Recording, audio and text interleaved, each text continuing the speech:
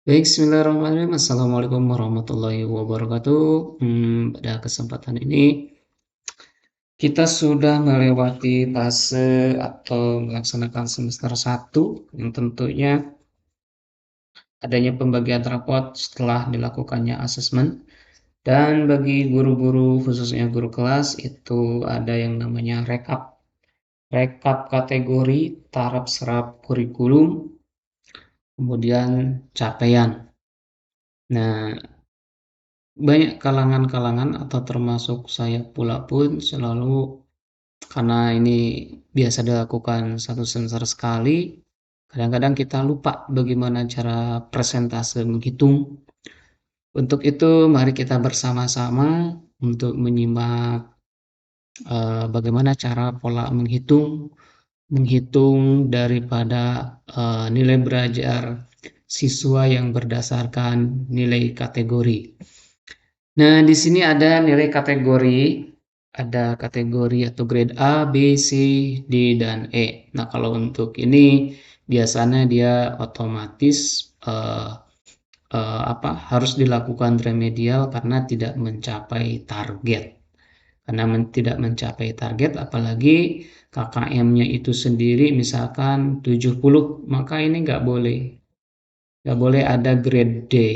Nah, kemungkinan hanya sampai grade C, itu pun kalau seumpama nilai KKM-nya adalah 70, maka bisa dilakukan atau ada kategori C. Baik, kita langsung saja bagaimana pola perhitungan menggunakan rumus presentase.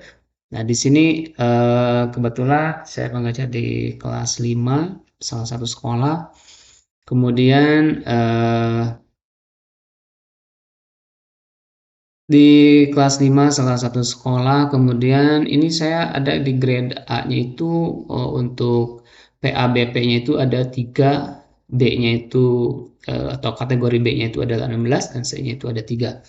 Dan seterusnya, polanya pun perhitungannya pun sama. Ini dari mana 22? Ini dari grade A, ini total keseluruhan 22, B itu 115, kemudian C itu 61, dan ini adalah jumlah siswa di kelas saya di kelas 5. Baik, bagaimana di sini ada persentase. Baik, Bapak Ibu sekalian, ini kalau di sini persentase, yang namanya persentase itu kan 100 ya. 100, maka di sini pun harus 100. Kalau kita ini 11,11, 58,08, 30,81, maka ditotalkan menjadi 100%. Begitu ya kira-kira.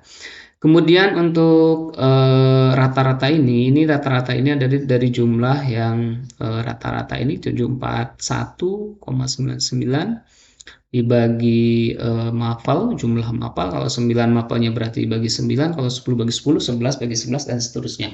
Maka hasil rata-rata untuk satuan kelas, untuk satu kelas atau satu rombel itu adalah 82,44. Untuk yang kategori, cara menghitung kategori, ini bukan jumlah siswa ya. Yang ini tuh bukan jumlah siswa, melainkan jumlah kategori atau grade A, grade B, grade C. Kemudian kalau D dan E biasanya itu nggak ada. Kenapa? Karena dia pasti otomatis nggak bakalan lulus kalau grade D dan grade E. Kalaupun ada, itu harus ditinjau ulang penilaiannya atau pelaksanaan asesmennya. Kalau grade D ini ada kategorinya. Kalau grade D itu 56 sampai 65, artinya nilai rentangnya itu 56 sampai 65. Kalaupun mau ada grade D, maka KKM-nya harus kurang daripada 56. Misalkan ada siswa yang nilainya 56, KKM-nya 55. Nah, itu dikatakan lulus. Tapi kalau seumpama KKM-nya 70, kemudian di grade C sampai 75, itu bisa masuk di grade C. Grade D dan E itu besar kemungkinan siswa tersebut tidak lulus. Baik Bapak Ibu, untuk yang persentase yang ini sekali lagi ini bukanlah jumlah siswa, melainkan jumlah grade A, B, C, dan C. Bagaimana cara menghitungnya? Yaitu polanya adalah 22, artinya jumlah grade dibagi jumlah mapel 9 dikali 100. Dari mana 100? Ini ada persentase. Oke, persentase. Kemudian 22 ini adalah jumlah siswa. Baik, kita coba. 22 Oke, kita coba hitung, kita buktikan 22 dibagi 9. Oke, betul, jumlahnya adalah 11,11. Begitupun yang satunya lagi, misalkan yang ini 115,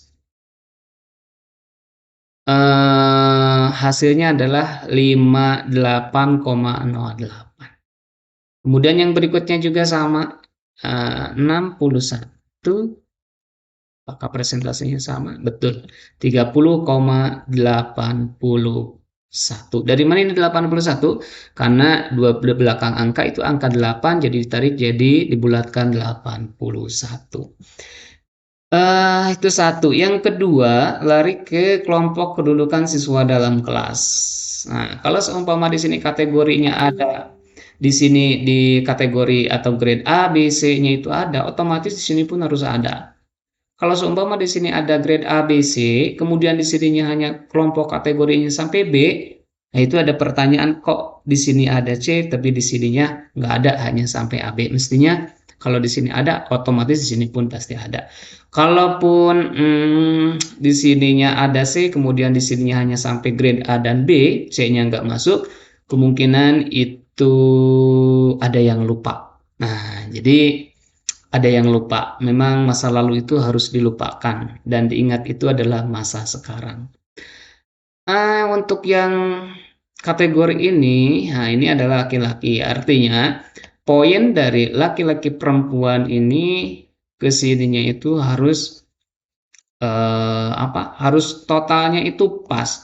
Dari sini jumlah ke sini jumlah siswa berapa? 22. Kemudian ini pun otomatis ya. Di sini juga harus otomatis, berarti ini kok bisa 8?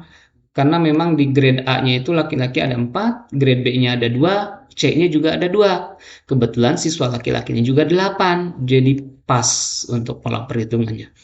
Untuk yang perempuan, ini sama persis. Perempuan tuh jumlahnya 14. Grade A-nya itu perempuan ada 5. Grade B-nya itu ada 5 dan C-nya itu ada 4. 10 tambah 4, 14. 14 tambah perempuan 14 tambah laki-laki 8 sama dengan 22. Maka akan diketahui nilainya adalah 100%. Begitu kira-kira. Bapak Ibu untuk menghitung biasanya kita suka keliru ataupun lupa ya. Karena sering atau terlalu banyak mengingat masa lalu, jadi lupa masa sekarang. Nah, untuk mengingatkan kembali agar tidak lupa untuk masa sekarang dan kita lupakan masa lalu, biar tidak terlalu banyak bergejolumit dalam menghitung pola kategori maupun grade A, B, C, dan D. Itu satu untuk nilai kategori. Kemudian ada lagi satu lagi, biasanya kita suka menghitung capaian target.